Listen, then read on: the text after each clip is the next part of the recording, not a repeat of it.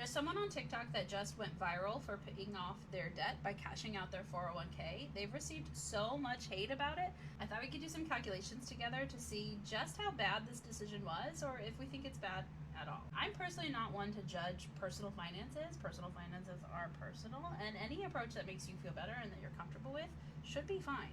But the internet does not agree with me. Now here's what I definitely know. This person was paying $1,300 a month in minimum debt payments because that's what they said they were paying. And they cashed out their 401k, which I'm going to assume means that they have nothing left in their retirement account after doing this. Let's run the numbers. Assumption number one, let's assume that she was 25 years old when she cashed out, paid off her debt, and no longer needed to pay $1,300 towards debt. I'm going to assume that entire $1,300 went right back into her 401k. So each month from this moment on, she's going to put $1,300 into her retirement account.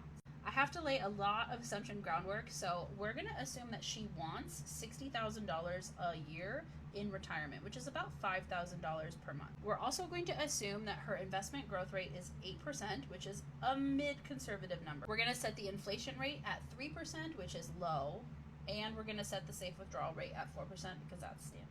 According to the Coast Fire calculator from Wallet Burst, if she started this when she was 25 years old, she could still reach Coast Fire at 48 years old, which means she would have invested enough by the age of 48 to have $1.5 million in retirement by the time she was 65. If she continued to contribute $1,300 a month, even after turning 48, she would be close to $1.8 million by the time she turned 65. But what if she's not 25? Because 25 is pretty young, and who knows how old she actually is. What if she was 30 and she cashed out her 401k, meaning she started her investments over at zero, but was able to contribute $1,300 a month from clearing her debt? In that case, she'd no longer reach her retirement goal of $1.5 million by 65 years old. However, she'd get really, really close because she'd still have $1.4 million in retirement by the time that she turns 65 years old. Now, I can tell by looking at her that she is not 35, but I'm 35-ish.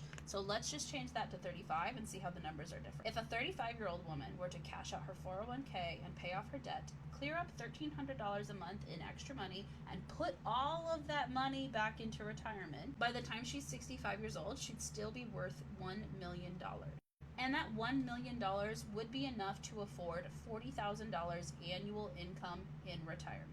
There's one very important assumption, which is where I think a lot of people fail in their financial journey, especially when you think about things like the debt snowball, is that when we free up that extra income by paying off our debts, we don't always use that money for the next financial goal. Sometimes we inflate our lifestyle, sometimes we do something else with it. So the big assumption here is that after freeing up that $1,300 a month in debt payments, she put every single penny back into her retirement.